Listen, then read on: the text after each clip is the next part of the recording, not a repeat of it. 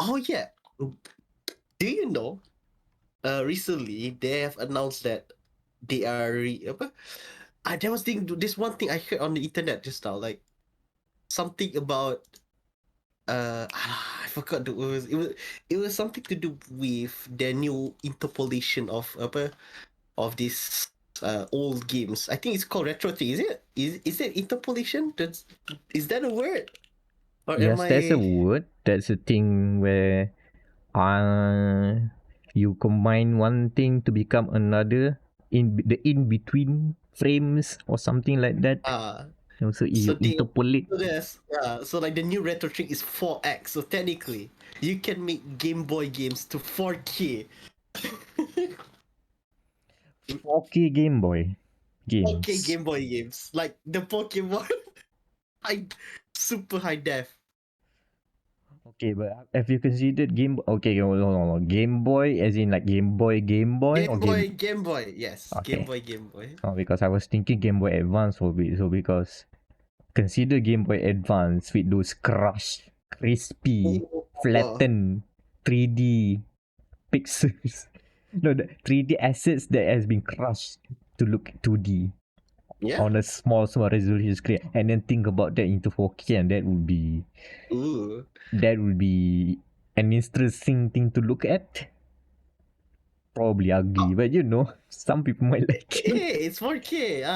I cannot play anything without going 4K 720 FPS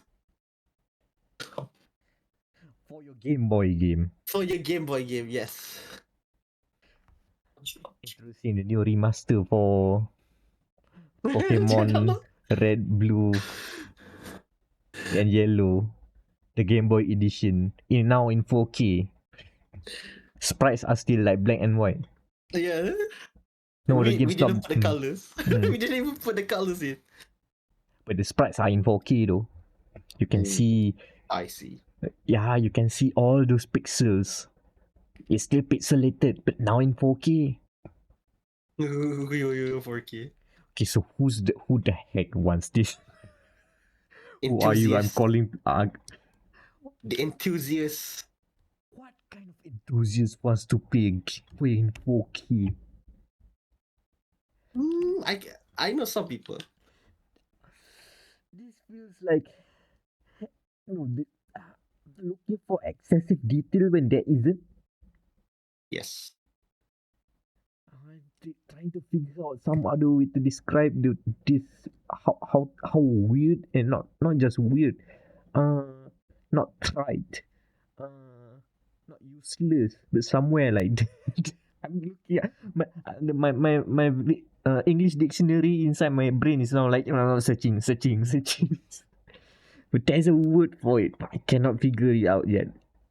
That express my feeling about Game Boy games running at 4K resolution, and that is not a positive emotion. Let's put it there. Until I figure out what. Oh god. So when are we going to get remastered? 4K. Yes.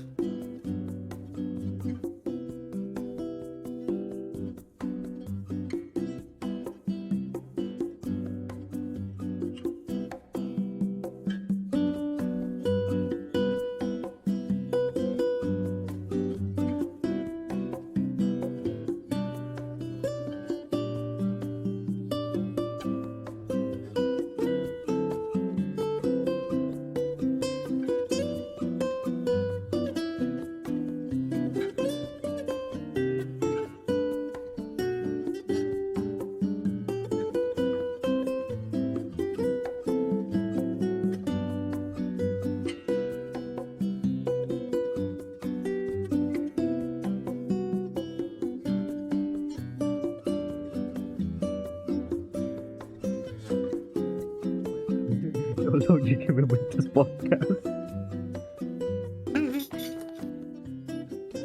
No, I'm not rendering this podcast in 4K now. Now in 1080p. Not activity. No, Do you render in 1080p though? I'm still rendering at 720p. I mean, fair enough.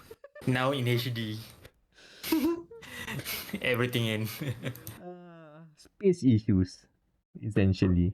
Not worth it yet. Mm-hmm. Mm. Oh, episode 149 in 720p. Oh, nice. Recorded on December 1, 2023. Hey, we are in December. All my fellas, we're in December. Oh my god. All my fellas. Ting, ting, ting. Go, yeah, yo.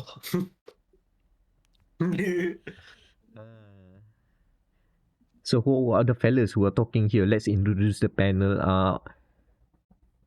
How did I go? Oh no, this should be normal. I forgot how to introduce the panel. Daniel over there. Yes. Hello. Yeah, that's the word. And over there on the other side is Anan. What's the And I don't know why I forgot that, but now I remember it. And also I remember that I am Amirul Mekronos Ashraf or Mac. And No, yeah. no. The brainworms. They're Mm. they're they they're taking over. When you reach a certain age, when you really need to consider not just sitting around all day and hope that your body and mind works fine as it is. I may or may not have uh, done the proper exercises I need to do today. But whatever lah. We should be talking about video games, but it's the last normal episode of the year of the season. Why not that just means tangent times. let's just talk whatever about video games and see where we go from here. I mean, behind the curtains, we are already planning for what you're gonna consume next episode, which is the Gamer Malaya and Gamer Matters Game of the Year Awards 2023. We already planned out some stuff. We already prepared our lists that so that we can deliberate and Discourse. debate. Now discourse means that we don't go anywhere. We just talk around. We will have to come up to with a decision at the end of that day, and that day will be soon. But not today. Today you, the audience, get to sit back, relax, and listen like three people trying to figure out what to talk about because we have prepared nothing for this one. The papers are everywhere now. Uh, uh, this is what happens when you don't do your homework, kids.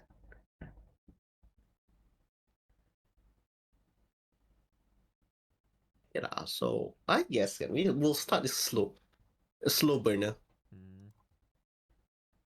What you guys have been playing I mean, that we can talk about? Okay, then we talk. this is just the normal episode. This is a normal episode. Aha! That's the We thing. tricked you. The thing I'm playing is the things that I cannot talk about. Yes. That's fine. NDA. The NDA landmine. You will know what I've been playing when you are allowed to, and you are not allowed to know what I've been playing right now just yet. Stay tuned to GamerMatters.com for more coverage. But other than that, so what's the I know what we're talking about. I know what we can talk about.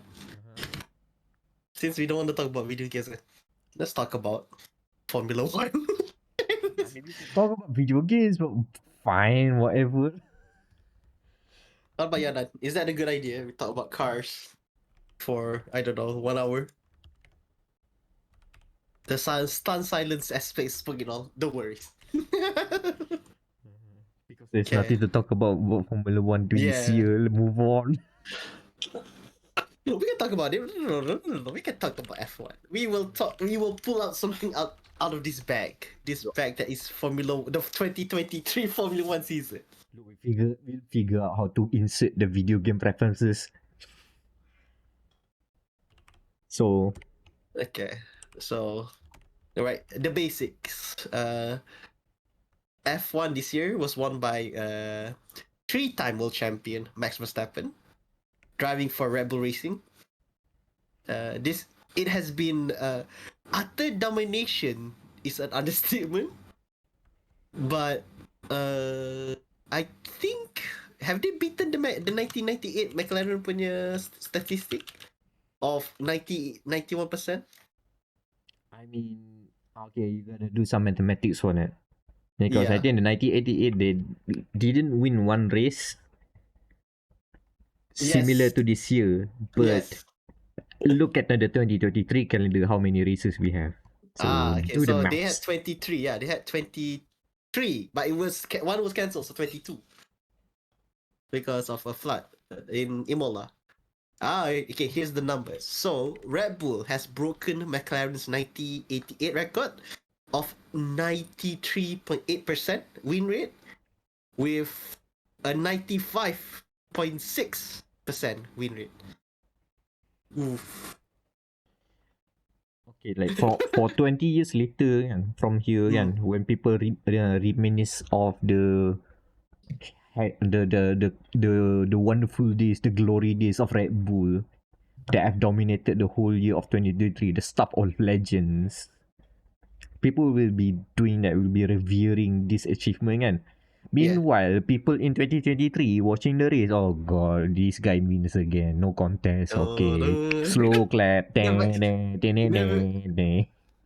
no, everybody now knows the Dutch national anthem. And here comes Max Verstappen. With a steel We- chair. With the steel chair win. Oh.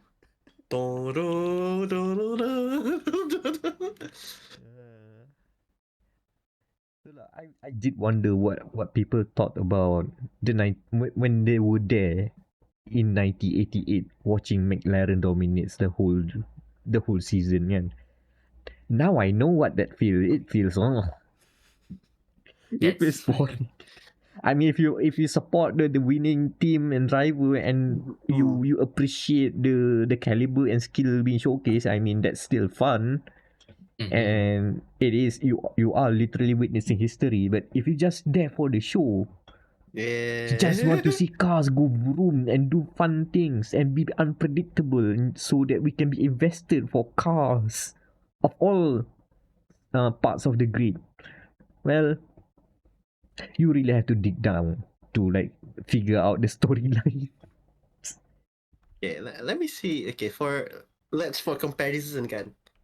Okay, 97 and 98. Oh, it's actually ironically enough, it's actually a mirror of 22 and 23 because when they started the season in 1987, it was a two horse fight between McLaren and Williams. And then some guy named Ayrton Senna winning in Lotus, like basically the Force India of that time. I wonder what happened to them.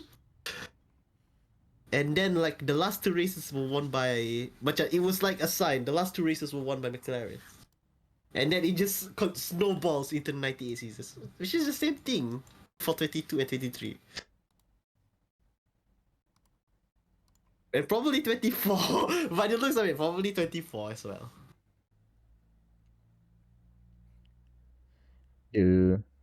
the what you say, the season flow, the way the season plays out of this year's Formula One and made me like very heavily consider booting up Formula One Manager 2023. I have it installed and I'm just like, do I Maybe I. want to play F1? I don't feel F1 is fun right now. Ah, I kept up with the news. It's like, I mean, I cannot escape from the risk. They will always be there in my algorithm powered for you page of YouTube. So whenever they have their hot take and whatever feature kan, oh yeah, okay, so this is what they think about this. Alright, cool. And shout out to the race because more recently they decided to put, rather than use your standard stock footage F1 B-roll kan, that usually you get at the start of the pre-season stuff, so very very old pre-roll stuff. Now they just put F1 23 gameplay footage whenever they need a B-roll, which leads to It's fun more. shenanigans. Because let's say there's one video about Lewis Hamilton doubting himself right now, and the talks about the rumors about him going to Red Bull or something like that, kan? Mm-hmm. So whenever they talk about Hamilton in a Red Bull, they show Hamilton in the Red Bull in F1 23, even doing the podium stuff, and you just see Lewis Hamilton wearing the Red Bull. Like, okay, that's actually pretty cool. You can do that. I mean, like, why it's like, let's have fun with this, with the footage. Yeah, good to know they have video editors that are not boomers. They do. They are, but in touch with the kids these days. We have the technology. Let's use it. Masters not gonna do anything about using those kind of footage compared to like using live broadcast from F1 TV. Oh, they will be very stingy about it. Like the like can like there is that if you're a fan like I am, like watch F1 without a stop, like without any skip any season for now it's 23. I started watching in 2001, so it's almost 20 years. 20 years? So I have seen the change from V12, V8, V8, V8 hybrid, and then now it's the V6 hybrid. Which is weird. Kalau considering it, like wow. 20 years just goes by like that. And like if you watch those old I think I don't like it. Those things. It's called Mobile One, the Grill House. So it's like it's this US broadcasted punya snippet that are created by Germans because most of their narrators are German. So I don't know. I don't know how it makes it, but I guess that is the beauty of F1 lah. Like you can have a German narrator for an American TV show. Okay, but they are the German commentary team shouting a lot. Yeah, no, it's just like I don't know if it's not, but they you can tell they are Germans because they're speaking English with the very big accents. Oh, German speaking English. Mm. Okay, I thought it was like German language commentary. Okay, I gotcha. think it was it. I think the primary language is German, and then they don't translate to English. They translate to English like why not? Because that reminds me, there's a clip of the German forklift championship Oh no, with the very loud German guy narrator commentary there. The fact that, oh man, weird sports are fun, man. Like people doing forklift challenges for competition. I mean, did we talk about the lumberjack thing here on the podcast, or was I it think something yeah, off back in the record? day, like back in the early days, like that, Mentioned at yeah. least one time, kan? Okay, The lumberjack, competitive tag, that's interesting. The fact they have sponsors is also interesting. I That- mean, yeah. I mean, competitive tag is like more. It's a bit parkour, but multiplayer. So rather than speed running, you were like, okay, play chasing around this interestingly designed map with all the the geometry that you can like hold on to or jump on. That could be a video game. Just for fun. I want to see a parkour game where you're not using a gun at all. No. Stop thinking Mirror's Edge. Okay, Mirror's Edge, but play tag. Hmm. You're just chasing people around. But That's you a, have all the yeah. movement, the platforming, whatever. Would that work as a video game? But it has to be janky as heck juga. I want it to be janky gila. Oh, It has to be. janky multiplayers are the ones that are selling right now.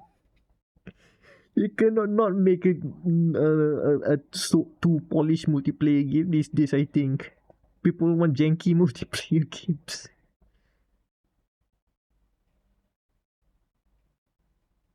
Like, like look at the sudden success of this interesting indie game, and I do mean indie. It's called Little Company, and that's been making the rounds. It's Phasmophobia. Yeah. It's Phasmophobia, Deep Rock Galactic, GTA 4. Yeah, all in one. Yeah. The fun of it really is it's not about the mechanics itself, because the whole game It's the shenanigans. It's shenanigans. The game just says, okay, you and your team go out, pick up objects, come back alive. Good luck. There are monsters out there.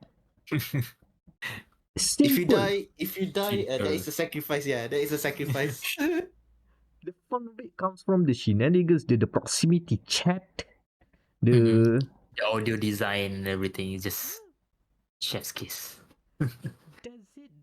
That's the whole multiplayer games these days.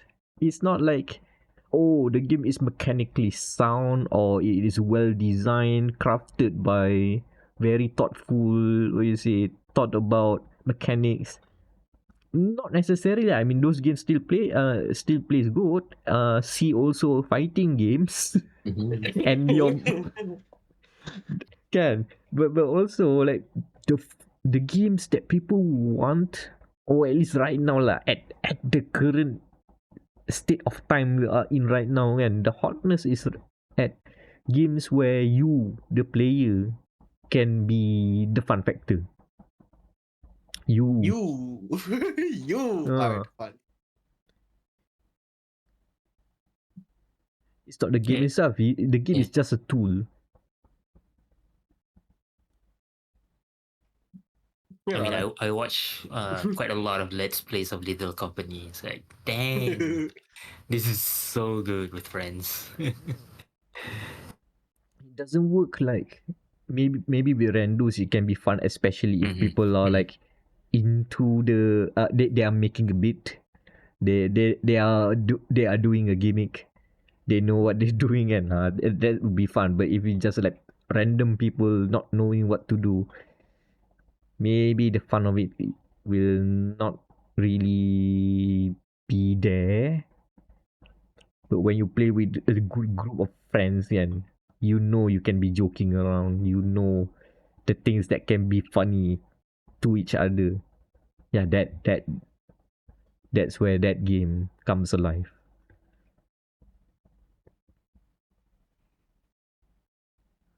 I'm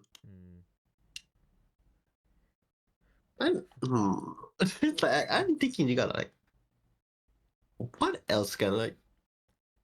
Oh, this is big tangent from from fucking F1 to now. It's intentional. I'm tangenting. Yeah, that's right. It is intentional. We're taking the curves. We're taking the curves. We are driving a car. Oh, look at that! The long way around. It's too long way around. Tapi tak lah, like in modern day, like a modern video game nowadays, in the era of weird triple A are now also like free if you have a subscription or whatever kan. Like sometimes do we need this type of games? Just yeah, it's fine. This one's fine. 26 ringgit. Well, might as well. And then like spend 30 hours into it. Kind of like me. Like I've been playing like, not like I'm not really interested in the upcoming years, 2 months of games for January, February. Like, maybe Persona 3. That's about it. Tu pun, You haven't played enough JRPGs. Oh, That's all I will say. Which is time. I mean, it's fine. You might be playing Persona 3 kan, which that's fine. But if you're playing all the JRPGs, you're gonna be a problem. Sick. Yeah, you're gonna sick of it. Like JRPG. Because we have in the next 6 months, we're gonna have Final Fantasy 7 Rebirth. We're gonna have Persona 3 Reload, and then What's that? Unicorn. I forgot the name. It's the unicorn one, the one with by Vanillaware. Uh, You mentioned Vanillaware. Now I'm blanking out. Vanillaware. I know it's the they are what? It's making a the new game, yeah. It's but I don't think I have it on top of my head. But what is on top of my head is like a Dragon Infinite Wealth. Unicorn Overlord. Yes. Yes. That's the name. It's a tactical RPG. It's like, ooh, if you want JRPGs, we have it all. But if you want right now, can like if you want the the RPG, it's still Baldur's Gate. Like they just released a new update again recently. Like you literally the day on this podcast recording, it's 30 gigs. They added an epilogue, which I didn't know they didn't have epilogue. Not gonna lie.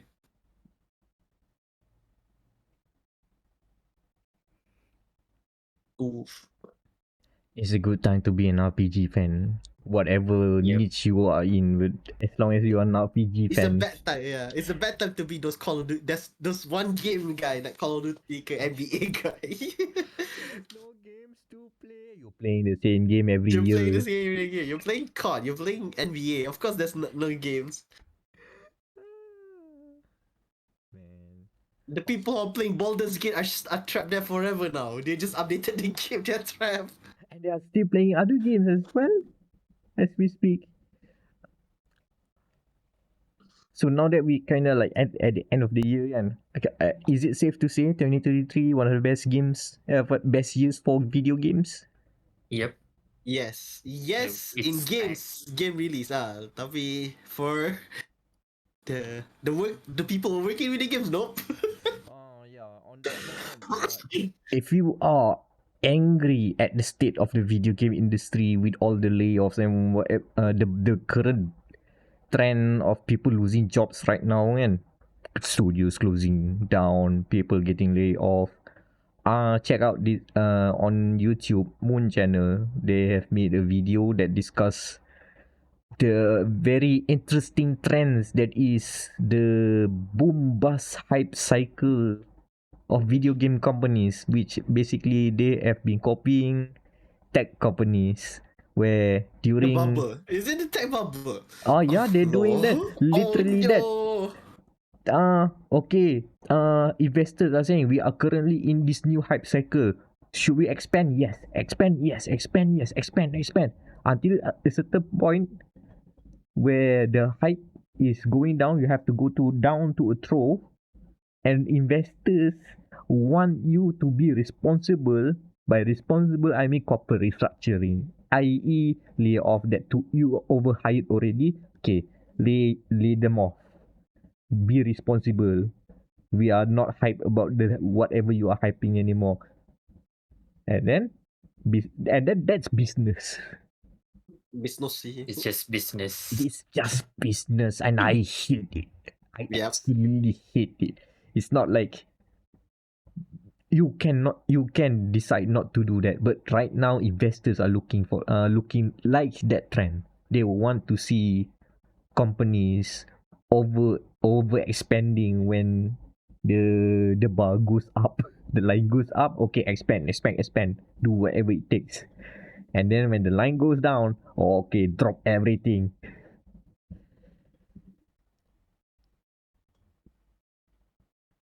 Check out Moon channel for a better breakdown of that. It's a 1 hour watch, and it's worth it if you are not privy or not savvy enough about how businesses in AAA video games work. Yeah. Like yikes, man. Actual. Like, okay, company is doing an record breaking growth or whatever kan. And then next day, news of people getting laid off. Company is making money. Ah. Like these people who are like, hopefully they are back on their feet lah with new jobs and whatever. Or go indie if they can. Mm-hmm. Tu lah, in terms of video games, we are at the boom. We have not reached the bust yet, which Oh will be no. coming. I think, yeah, I think this is the peak. Maybe lah, a bit lah. Maybe until March 2024, we are now at the peak of video games, good video game releases, and then it's gonna go tumbling down. Tumbling down the pretty top. Yeah. I mean, the ramifications of the current layoffs will be felt later down the line, definitely. Mm.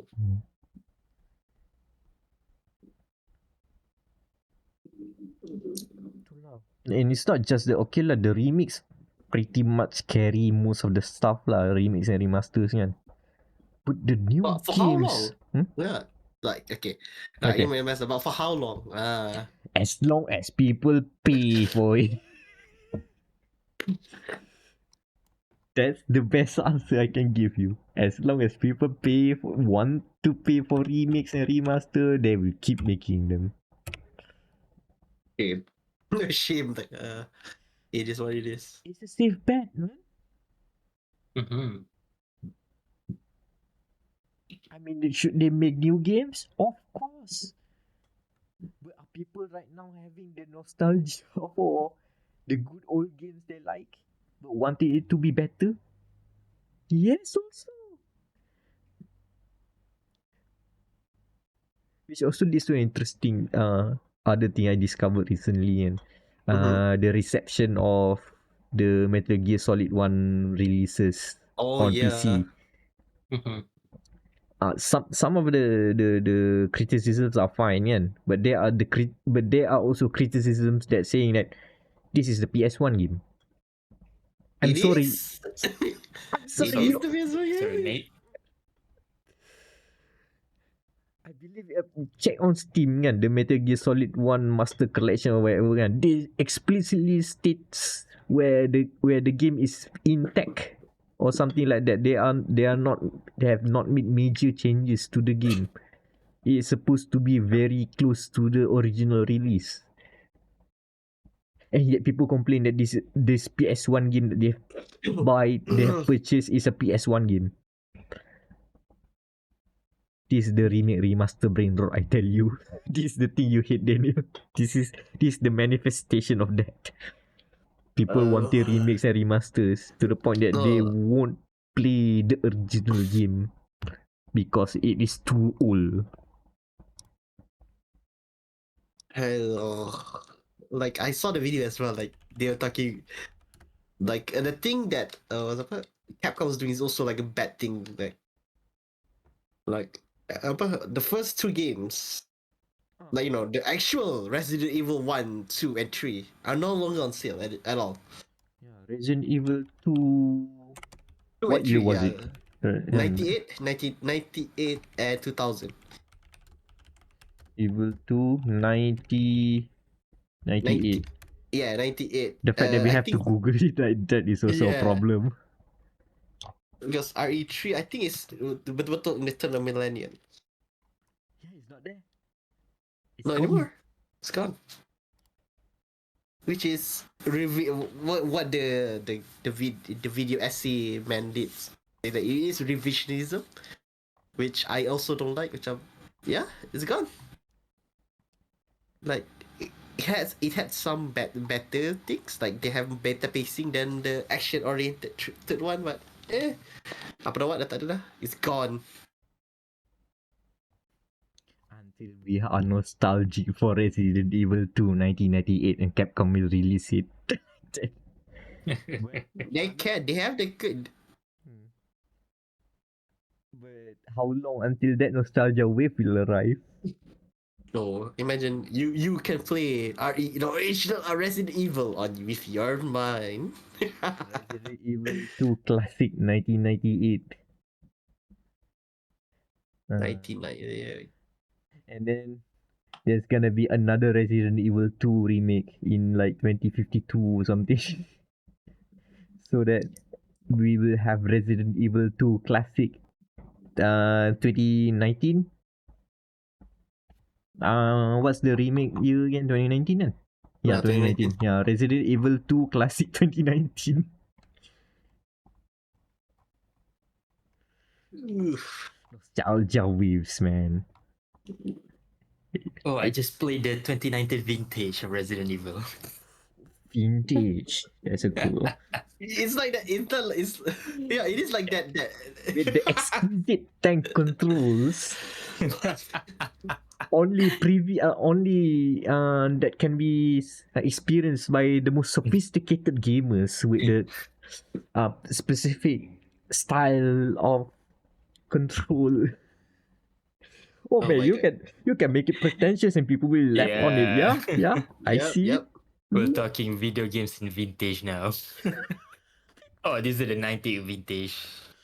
98 vintage. My god. It This is kind of reminds me of that. 2018. Yeah, that one scene in Back to the Future too, lah. Like, if Marty goes to a 90s, bukan, a 80s bar, and then he plays this game. Like, oh wow, sir, how do you do it without using your hands? Like, oh. And also the first movie as well. The first movie where he was watching, I think it was the Jerry Springer show. Oh yeah, I like this show. It's so good. How can you like it? It's brand new. Oh my god, we are old. Oh yeah.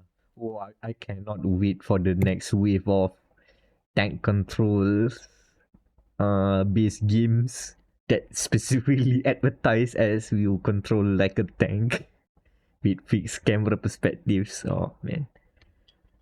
The children yearn for Silent Hill 1. Yeah. It's always a cycle, man. Like fashion. We'll always yearn for that thing that we don't have. Oh, do you want to hear about Smash? I have a rant. Okay, so uh I think have I told you before about this one? Kurt, is it off record? It's the one where I talk about the NASCAR shirts. That was off record, but Okay, so we it can was talk it now. Yeah, we can talk about it now.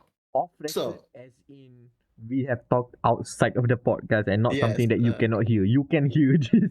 It's you can just hear it now banter, by the way. because this rant shall now be recorded as well. So here in Malaysia recently, in the bundle scene, bundle the used clothes scene where you can get, well, usually you can get a good deal. Like, I don't know, for example, a V8 supercar shirt from the team HRC that doesn't exist anymore in actual supercars championship for the low price of 30 ringgit. Except, so now there is a new fashion statement that's out in the fashion world, the fashion bundle world, and those are these 90s NASCAR shirts from the likes of Rusty Wallace, Dale Earnhardt, And like people.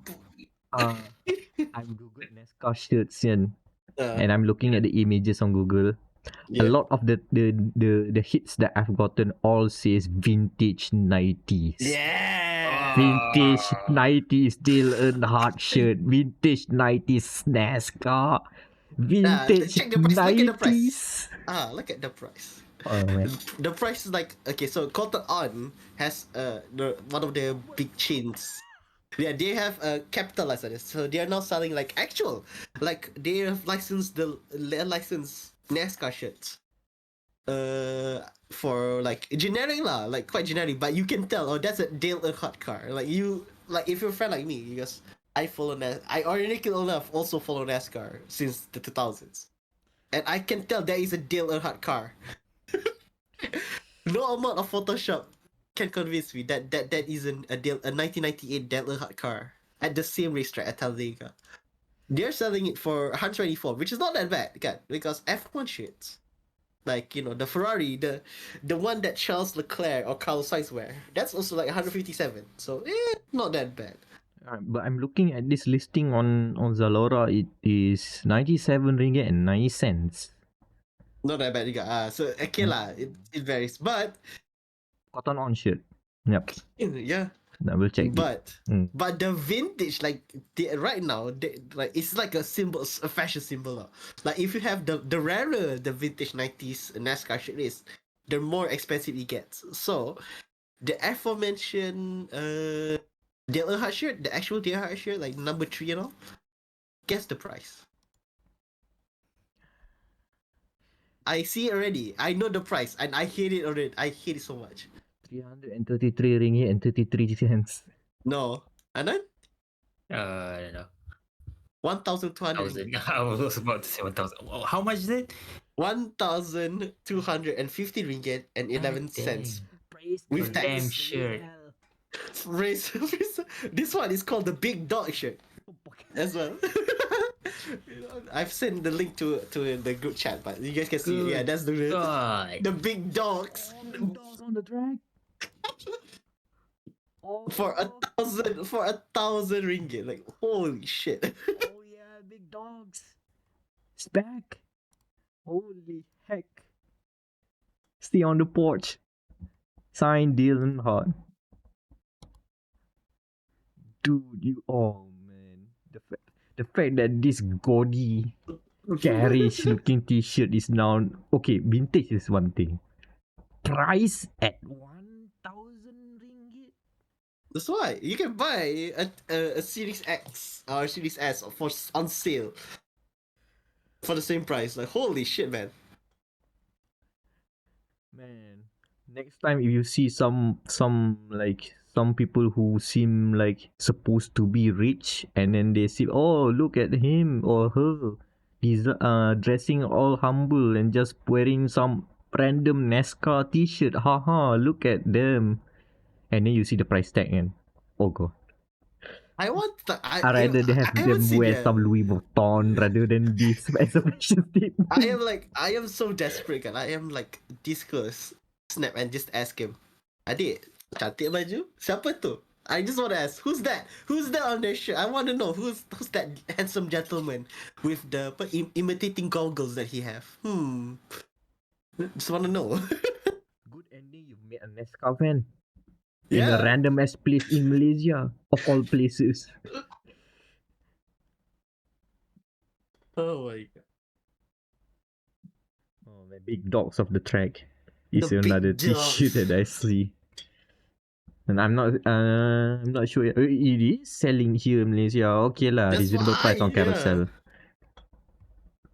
It's literally a big dog on the car in the t-shirt.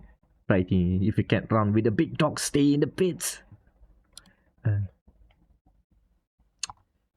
90s is a thing, man. The aesthetic is like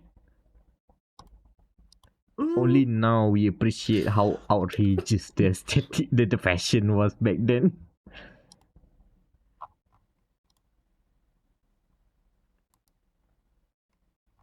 What? Like, I don't understand. I still don't understand why. Okay, I'm looking at Target. So this is Target is like the American big brand chain where more you will see NASCAR shit here. It's only $25. Granted, it is like for the new drivers again, like like Joey Logano, Danny Hamlin or whatever. Dale Jr. Yeah, Dale Jr. That's still popular. It's only $20.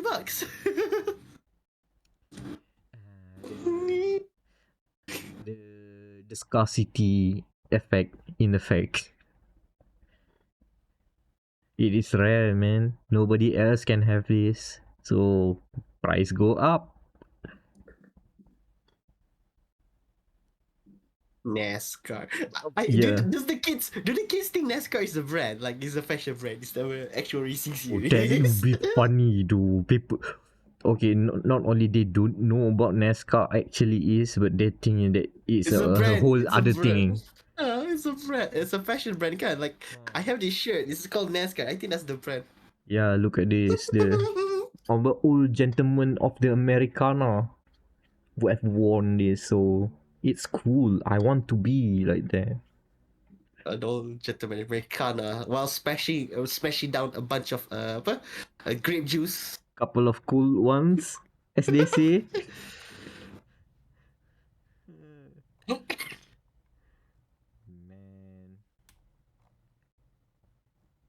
NASCAR. We should make a t-shirt one day. Of what I don't know, but with Another the NASCAR shirt. with the idea NASCAR inspired shirt for gamer matters. Making gaudy 90s so that it's a silent brand. It's we silently marketing our brand, and it looks gaudy and it fits with the NASCAR aesthetic. But no, it's actually just gamers.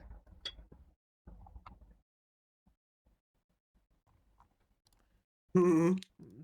We put that in the tank, in the Tank. back, and in the tank, or in a barrel. Sometime we later we open it back once it becomes vintage. We'll explore that later.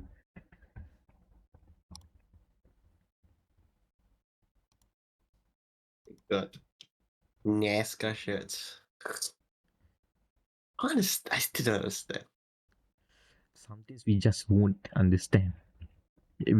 We probably need to call some fashionista or something to figure out the way. That would be interesting. Can we buy that? Like, okay, can we just buy like a modern day shirt again, and then the next KL Fashion Week comes, we just go in. I think they will just let us buy. Like, oh, nice shirt, and it goes in. You get to hang out with all the artists wearing that grody ass shirt. You say that, but I've seen videos where where people have done that, literally done that. Fake it until you make it, Yeah, baby. fake it. Hire some random uncle somewhere kan wear As this you. weird ass thing that someone buy from the supermarket kan, like inflatables and say this is chic. This is a upcoming fashion model. Get to know people right then during fashion week, and somehow get the uncle walk down the lane, strut his Start stuff. the lane. I'm not kidding. Someone has made that thing. It has happened. It's not just Agent 47 doing that in a video game. Nah. That was a thing. Although Agent 47 doing that was funny. The age of 47. Yeah.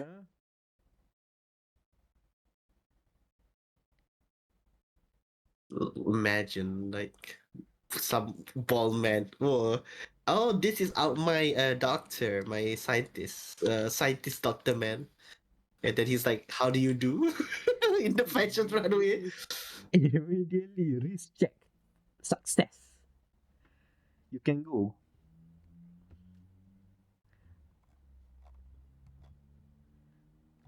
You never. You cannot underestimate the power of Agent 47. He's too strong. He can go anywhere as long as he wanted to. You just need the right shirts. Right shirt, right uniform. Doesn't matter how you look. People will just say, "Okay, you're good. All right, go here. You can." One day you'll be delivering mee goreng, and another day, uh, go into some weird morgue or whatever. Or, oh yeah, the meat disco. The No, it's meat a disco. no, not disco. The meat club. No, that Hitman is weird though because these days we know it them Hitman as that interesting, sometimes fun, unintentionally or not, spy thriller kind of stuff action game kan. But there was that Hitman Contracts thing where they went quite dark, as in tone, dark. Like I think Agent 47 went into what is basically a butcher house, but inside the butcher house there was a club. People were wearing BDSM stuff. I remember leather lah, like Leather. black, very tight, not latex, rather. I think that's what they call, the weird kinky outfits. And then you see inside that there's like, okay, people dancing around, and then there are like big chunks of meat hanging on the meat hook. You are dancing around in the butcher house, and some Hey people man. on the other side there, they are like, the like the private places kan. You can smoke stuff in there because Hey man, a nightclub is hard. It's hard place to do a nightclub back in the thousands. A meat shack is a meat shack. the club is a club man, Yeah, it's a club. and a ham is a The ham. meat is A tomahawk is a tomahawk. Tomahawk is more. It's so weird, man. Going to that dingy club, like, oh, that is an interesting tone they went with Hitman contracts. I think they never gone back there. Hitman. What's the next one after that? Was it Blood Money? Yeah, it was Blood Money. Blood Money was okay, as in nothing too weird. I mean, you kill someone at a wedding. I think that's fine. Go into a wedding and shoot someone. Okay, that's normal. As far as Hitman goes, lah, nothing too kinky about it.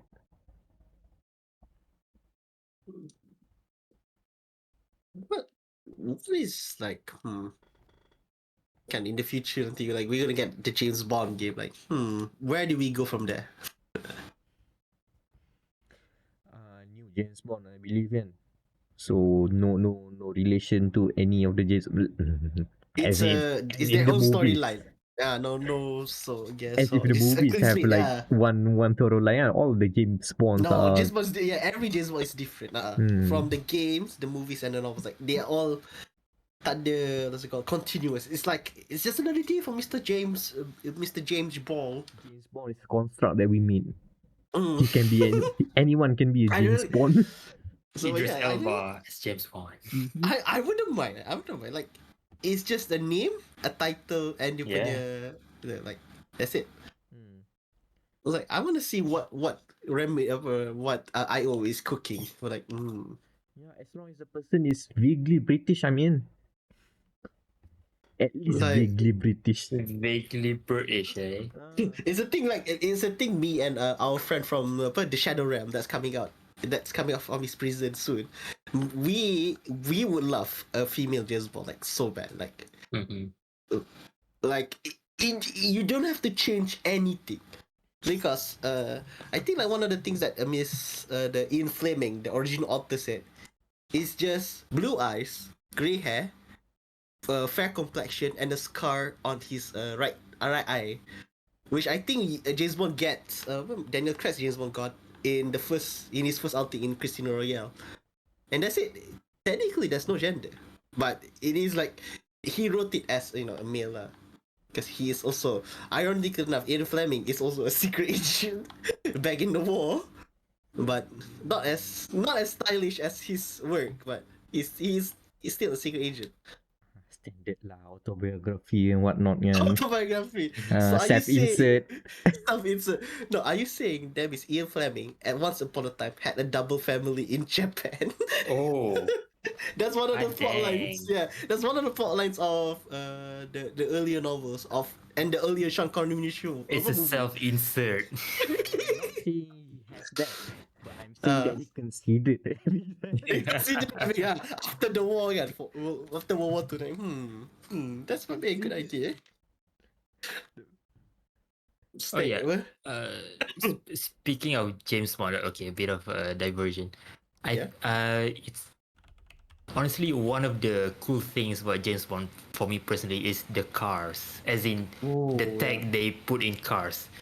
So, after Pierce Brosnan, they don't really emphasize that. Yeah, because they want to go for a more apa nama? I think they want to go more grounded, like More more grounded, what? more Yeah, realistic, eh? more what the actual MI6 have. I think that's one of the thing they said. But dang, okay, the first James Bond that I watched, this one was when I was a kid. Like my dad bought a pirate VCD, of course. YCD? That was That Another Day, Chris Brosnan. Oh, yeah, that's really good. Yeah, that's his last movie. That Bond drove the Aston Martin Vanquish. Oh man, dude, that was so cool, man. The car, like, it goes invisible and they can flip. God dang. And then the next Bond came and okay, no more car gadgets. Oh well.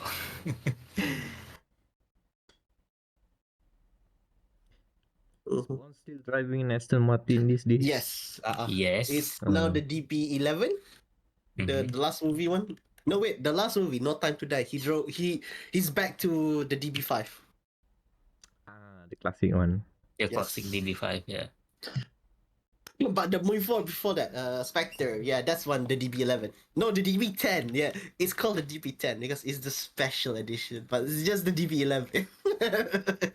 Oh yeah, because in the actual they have DB9 and then it's straight up to DB11 kan for DB11, whatever yeah. reason.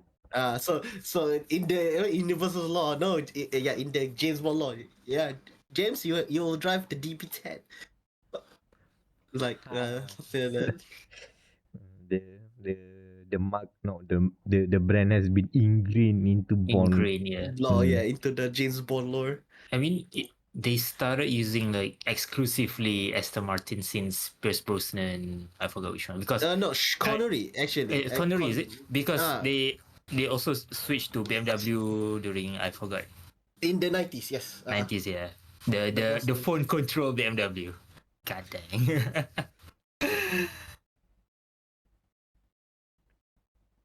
However, okay, currently we also have a car called 007 by Zeker. So I don't know whether they want to tie into the next James Bond.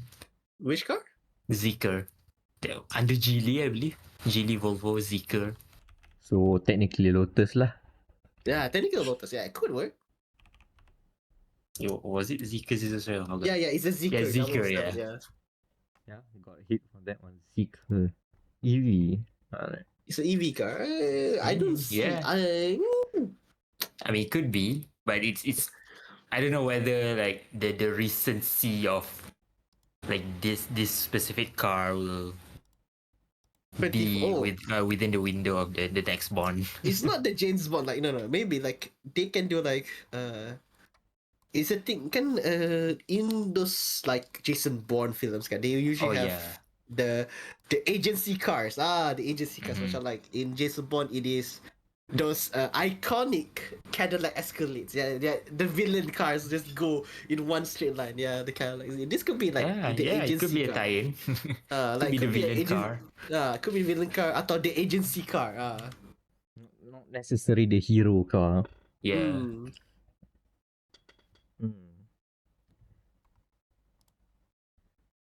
So what's next Aston Martin's cooking up? Valkyrie. I want to see the Valkyrie. That would be weird. No, there was a Valkyrie. Yeah, no time to that there was a Valkyrie, but it was in Q punya. It was basically a cameo. It was just Q working on it. Working on the next car. I mean, the DBX works. I don't care. Yeah, put an SUV. Sure. And I saw the Valkyrie was just like in Cube in the office, the place where all the gadget stuff happens. Yeah, that's where it is. And I think spoiler, if we haven't seen No Time to Die, the 00 too. In the James Bond law, there's only 3 numbers. In the 00 agent, there's only 3 numbers: 6, 7, 8. If one dies, someone else will inherit that number. Oh.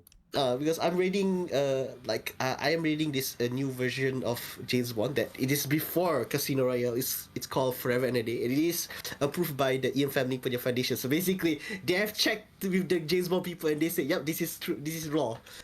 So in the 00, there's only 3 numbers: 6, which is I think was the one in GoldenEye, that third traitor at the end. So 6, James Bond himself, 7, and another one that the book likes to say that always has to clean up Bond's mess at the end and 008. Ala Skullface. Just whatever James Bond you have to follow just in case he fucks up, whatever. So just 3 numbers in the whole entire 00 series according to the books. And technically James Bond lost that number when he disappeared after Skyfall ke Spectre, I don't remember. One where he just disappears because the lady, the new lady that was in No Time to Die, technically has inherited 007 after he quote unquote went MIA after the end of Spectre. So could work. The dichotomy there. What other story that I'm thinking of that uses the designation as something not inherited, something that that can be passed down. I don't remember. I remember a show as I well. feel like this is a trope somewhere. Mm-hmm. This is Yes, it's a something trope. that's a normal thing to do in Mm. some story. But I And cannot I remember. and Well, we can always yeah. check TV tropes Yeah, we have website. checked the pictures. Yeah, like this is also like quite recent. Like this book, the book I'm reading, Forever and a Day, it's a new James Bond novel. It's not even new. It's like 2019, 2020. So this new lore can, this new lore that actually makes No Time to Die more accurate now was like quite recent. So please Kate Blanchett as the next James Bond, please, I beg. She was very good in Underworld. Please, I beg of you. Yeah, the Underworld is technically a spy film. She's technically a spy for the vampires. Sure, Sure. sure. I The follow along. tangents. Not The knowing the tangents. context. I Tangents lost of you going. at Underworld because I feel like that's the old relic of a film that I have heard of, but I have no Yeah. idea. And do you know who's one of the writers? Do you know who's one of the writers? It is Danny McBride, aka he works on uh the other show where his other work besides Underworld is Kingdom of Planet of the Apes. So basically, this man only writes bangers. The trilogy, the what Planet of the Apes trilogy, the new trilogy, which is really good. About to be a quadrology with the new one coming soon. Okay, when is the point just gonna call? Planet of the Apes. It's just a full remake, and I hate you. Is it just gonna continue adding the suffix? Oh no, the prefix on the title, Yes. like So kingdom and then revenge and then the fall and and again, then the next movie is just Planet of the Apes, and then people like, why? We have led you to this. Planet of This the is the Apes of the remake. Planet of the Apes. This is literally the remake. We are already in the story. We have catch you up on the story. It was always a prequel all along. Have they done? They haven't. No, they haven't gone to space yet because. Ooh. Oh, okay. One thing, attention kan. If you're like me kan, you like science fiction, like actual hardcore science fiction, by Philip K. Dick, or As apa? Asimov. As Asimov, H.G. Wells. Ooh, they go funky. They go very, very, very funky. My favorite Philip K. Dick is the Electric Dreams one. So Oh, do essentially androids dream of electric sheep? this is much of not a prequel. This is their prequel slash Oh, okay. short story. Macam it is based on that story macam that universe. Tapi it's different. So my favorite one is this one story is called apa Forever with apa. But this one, you are a man that he thinks that they are basically living in a perfect world. Tapi it's actually a rose tinted glasses type of thing where actually the world outside is already terrible, but they are in the one universe that is fine. So when he tries to uncover the outside world, kan, he gets arrested and then never to be seen again because technically you cannot break forever this barrier of forever whatever. Which is really cool. So basically the intro of Prey 2017. Yes, You that's what. cannot break the window. You cannot go Exactly. through the That's why. looking glass. That's why. That's why. Like this, the hardcore stories, kan. Like, like by these few authors have influenced your favorite games. So it's gonna be like that, man. The more you look around, it's always a circle. We're always gonna be like, oh yeah, we've told this story before, but in a different way.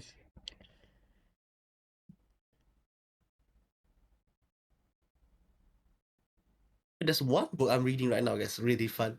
I like because science fiction is good. It's kind of boring, like reading old science fiction, but modern day science fiction is actually fun because science fiction itself is just a genre. It's not just a genre. It is a what's it called? What's the word? I forgot the word. Kan, it's just a genre kan, tapi it can be anything. It can be romance, it can be action, it can be thriller, it can be suspense. Oh So yeah, like it's a theme rather than it's a team. That's the word I'm looking. Yes, because like you have the likes of Hitchhiker Guys to the Galaxy kan. It's just hard sci-fi, but it's a comedy because British dry comedy. Even in space you have to even in space you have to line up because British. Like this one, the one I'm reading right now is called Galaxy Love. So it is a story of a girl from Japan has fallen in love with a satellite, a low orbit satellite, or as she like to call it, Leo. So it becomes a very interesting story, like a love story. Like, how do you love a satellite? And why does the satellite have emotions, even though it's just a satellite?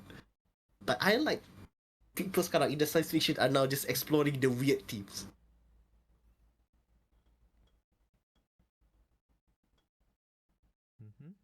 And I kind of wish people really read it because every time I go to macam like Big Bad Wolf punya store or Book Access, like the science fiction are always empty.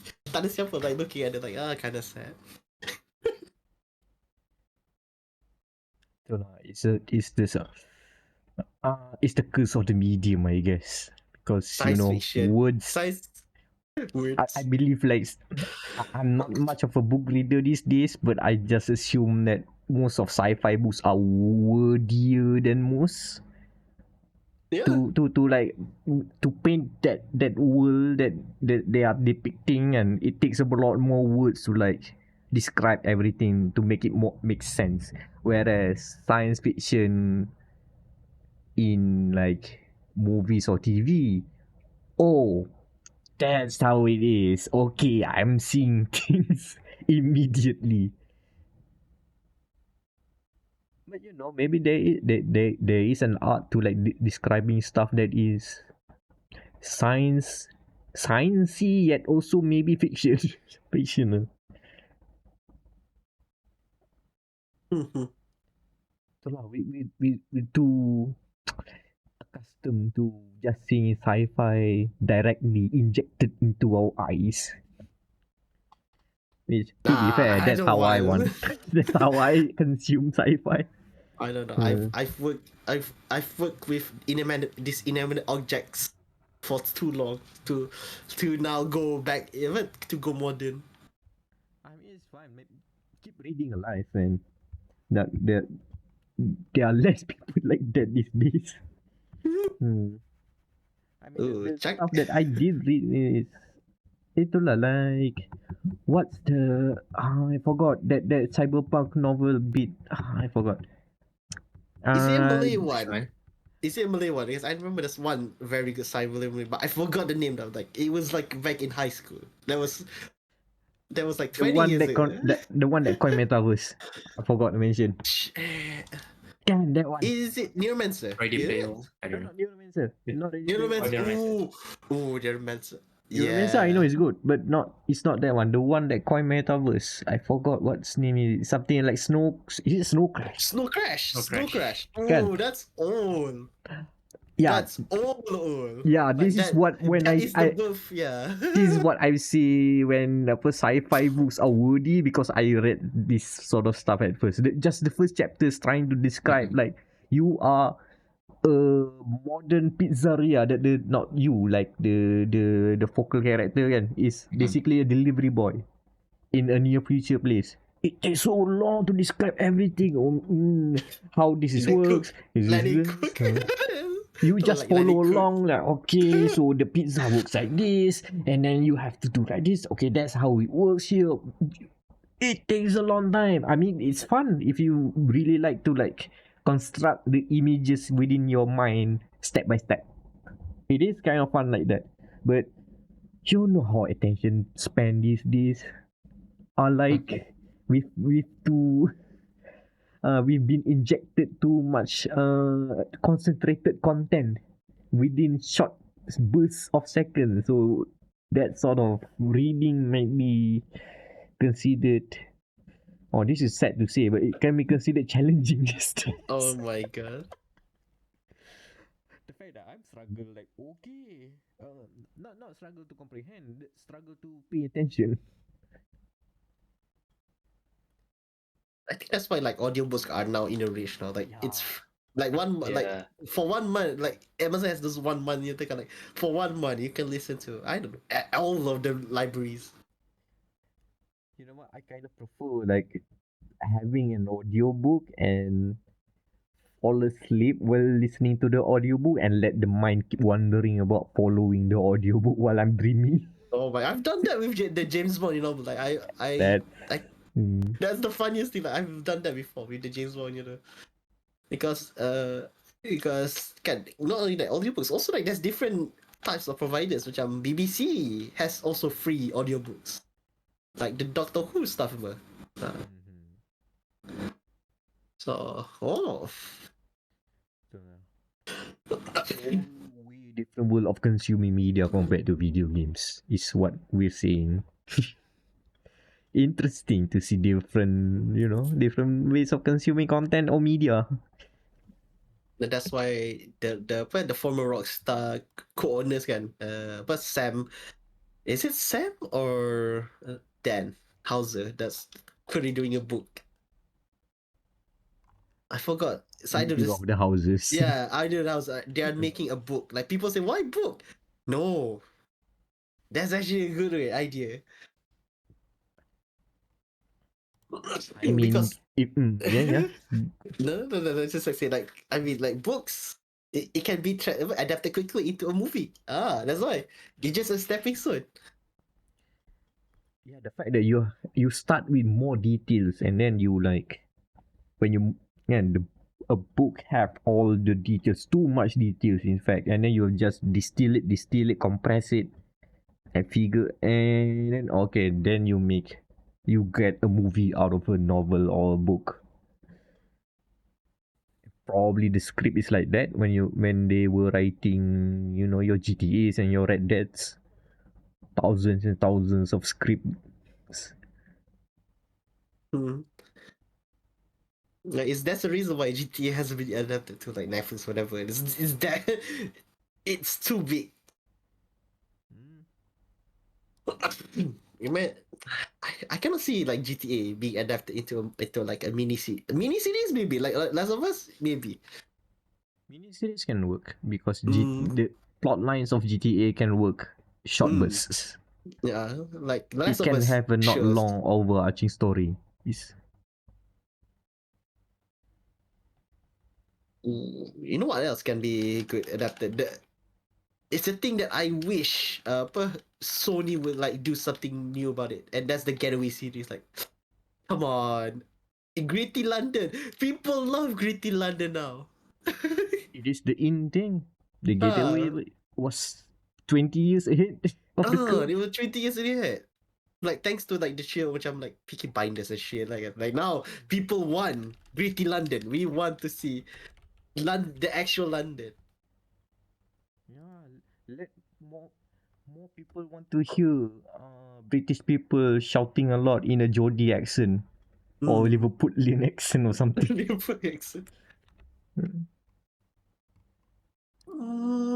There was one. Apa nama? Oh yeah, it was the Guy Ritchie show called The Gentleman. So that's like that showed me like, oh yeah, I wish this was like the getaway because it is. Because it's essentially like it's one part of like a get criminal trying to get out away from the underworld. Like, oh, this could have been a good getaway in a game. Yeah, unless they want to. I mean, keep it gritty lah. It works well. They don't have to go Yakuza way. That would be weird. And I don't think British should. Hold on, maybe?